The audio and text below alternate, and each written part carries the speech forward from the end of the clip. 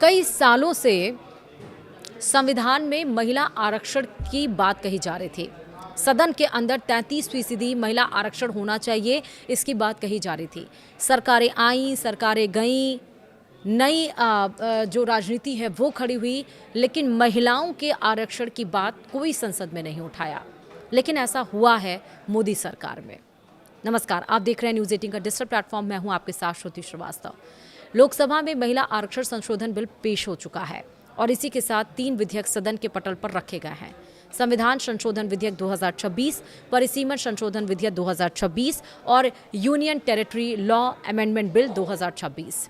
केंद्रीय मंत्री अर्जुन राम मेघवाल ने तीनों बिल को सदन के पटल पर रखा तो विपक्ष ने विरोध किया। केसी वेणुगोपाल ने कहा कि चुनावी फायदे के लिए सरकार बिल लेकर आई है। कांग्रेस महिला आरक्षण की विरोधी नहीं, लेकिन ये तरीका हमें मंजूर नहीं। जवाब में केंद्रीय गृह मंत्री अमित शाह ने कहा, विपक्ष को बोलने का पूरा वक्त देंगे और विपक्ष के सवालों का जवाब देंगे।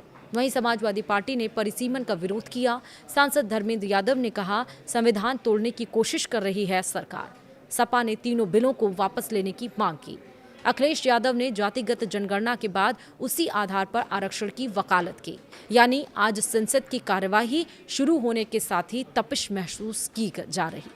सत्ता पक्ष और विपक्ष पूरी तैयारी के साथ आए और इन विधेयकों पर चर्चा के लिए लोकसभा में 18 घंटे और राज्यसभा में 10 घंटे का वक्त निर्धारित किया गया। संविधान संशोधन बिल को पास कराने के लिए 2/3 बहुमत की जरूरत होगी और यहीं पर पेंच फंस जाता है। तो चलिए जानते हैं कि महिला आरक्षण संशोधन विधेयक की राह में क्या क्या चुनौतियां हैं और सरकार कैसे उससे पार पा सकती है। क्या विधेयक पास होगा या फिर गिर जाएगा? अगर पास नहीं होता है तो क्या महिलाओं को आरक्षण का मुद्दा ठंडे बस्ते में चला जाएगा? 2023 में महिला आरक्षण विधेयक, जिसे सरकार ने नारी शक्ति बंधन अधिनियम का नाम दिया, पास हो गया था। तो फिर संशोधन लाने की जरूरत क्यों पड़ी? विपक्ष को ऐतराज क्यों है और विपक्ष की ताकत क्या है? तो चलिए विस्तार से जानते हैं। दरअसल साल 2023 में महिला आरक्षण विधेयक पास हुआ, लेकिन तब जनगणना के बाद नए परिसीमन का काम पूरा होने की शर्त रखी गई थी। जनगणना की शुरुआत हो गई है, लेकिन इस काम को पूरा करने में लंबा वक्त लगेगा। अनुमान के मुताबिक इसी तरह से सेंसस चला तो पूरी प्रक्रिया 2034 से पहले पूरी नहीं होगी। ऐसे में महिला आरक्षण बिल लाने का क्रेडिट जो मौजूदा सरकार के पास है, उसका असर कम हो सकता है। केंद्र सरकार ने आज यानी कि 16 अप्रैल 2026 संसद के विशेष सत्र में संविधान 131वां संशोधन विधेयक 2026 और परिसीमन यानी कि डिलिमिटेशन विधेयक 2026 पेश कर दिया है। इस विधायी पैकेज का मुख्य उद्देश्य लोकसभा की सीटों को वर्तमान 2043 से बढ़ाकर मैक्सिमम 850 करना और 33% महिला आरक्षण को प्रभावी बनाना है। विपक्ष के विरोध के मुख्य कारण और सरकार के सामने चुनौतियां कुछ इस तरह से हैं। विपक्ष के विरोध के कारण है दक्षिण भारतीय राज्यों का नुकसान, यानी कि विपक्षी नेताओं विशेषकर दक्षिण भारत के मुख्यमंत्रियों का तर्क है कि जिन राज्यों ने सफलतापूर्वक जनसंख्या नियंत्रण किया, उन्हें इस परिसीमन से सजा मिलेगी। सीटों का आवंटन जनसंख्या आधारित होने से उत्तर भारतीय राज्यों का वर्चस्व बढ़ेगा और दक्षिण की राजनीति आवाज कमजोर होगी। वहीं महिला आरक्षण में ट्रिक, यानी कि विपक्ष का कहना है कि सरकार महिला आरक्षण को परिसीमन से जोड़कर इसे और अधिक टाल रही है। उनकी मांग है कि 33% आरक्षण को वर्तमान सीटों यानी कि 543 पर ही तुरंत लागू किया जाए। संघात्मक ढांचे यानी कि फेडरलिज्म पर खतरा भी बताया गया है। आलोचकों का मानना है कि उत्तर दक्षिण का यह असंतुलन भारत के संघीय ढांचे के लिए काला कानून साबित हो सकता है। प्रक्रिया और समय पर भी सवाल है। विपक्ष ने विधेयकों को सत्र शुरू होने से मात्र 2 दिन पहले प्रसारित करने और वर्तमान में कुछ राज्यों में चल रहे चुनाव प्रचार के बीच इन्हें लाने पर आपत्ति जताई।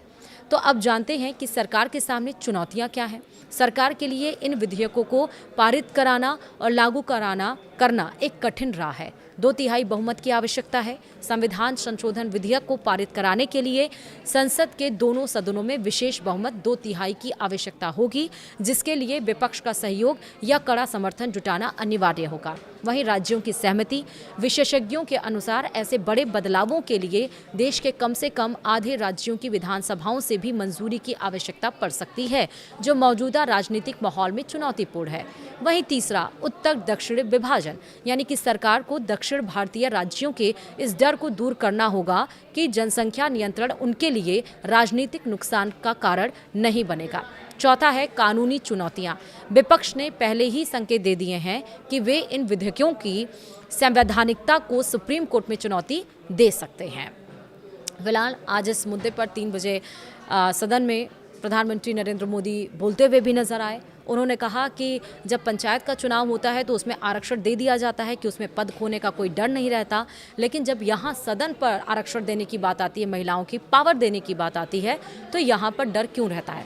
इसमें राजनीति की बूंद नहीं आनी चाहिए, लेकिन कुछ जो पॉइंट्स हैं जो अहम है, जो मैंने आपको इस वीडियो में बताए हैं। फिलहाल इस वीडियो में इतना ही। नमस्कार।